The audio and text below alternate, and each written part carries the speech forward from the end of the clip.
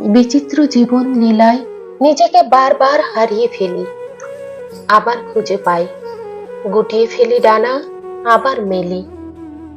মাঝে মাঝে রাতগুলো অনেক কষ্টের হয়, রাতের অন্ধকার আরো কালো কুচকুচে হয়ে যেন গ্রাস করে।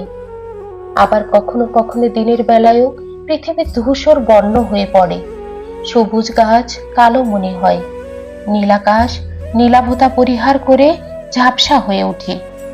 কখনো চেনা মানুষগুলোকে খুব অচেনা লাগে, আবার খুব কাছের অনেক মানুষ কাছে থেকেও অনেক দূরে চলে যায়।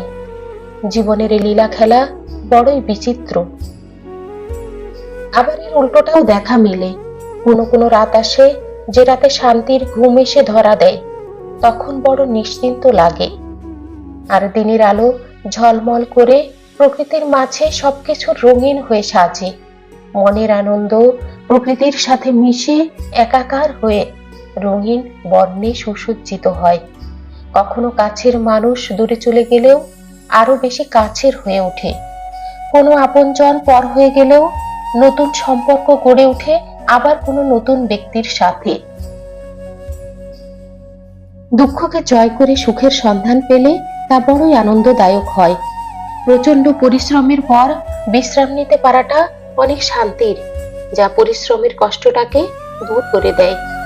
অনেক কষ্টে কোনো মা যখন সন্তানকে গর্ভে ধারণ করে তখন ভাবে জীবনে আর কোনো সন্তান জন্ম দেওয়ার কথা ভাববো না, কিন্তু যখন ভূমিষ্ঠ হওয়ার পর সন্তানের মুখ দেখে তখন সব কষ্ট ভুলে যায়।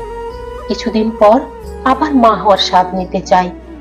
কারোর সাথে রাগ হলে মানুষ ভাবে আর কোনোদিন তার সাথে কোনো সম্পর্ক রাখবো না, কিন্তু রাগ কমে গেলে সেটা সে ভুলে যায়। পৃথিবী এমন একটা জায়গা যেখানে শত কষ্ট পেলেও মানুষ বেঁচে থাকতে চায়, শুধুমাত্র কিছু মূর্খ মানুষ ব্যতীত, যারা সহজেই আত্মহত্যার পথ বেছে নেয়।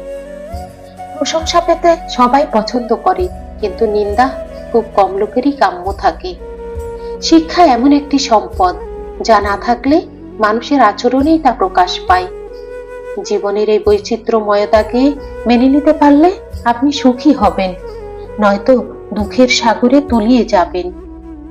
সুতরাং মেনে নিতে শিখুন, ভালো থাকবেন। তো বন্ধুরা, আজ এ পর্যন্তই।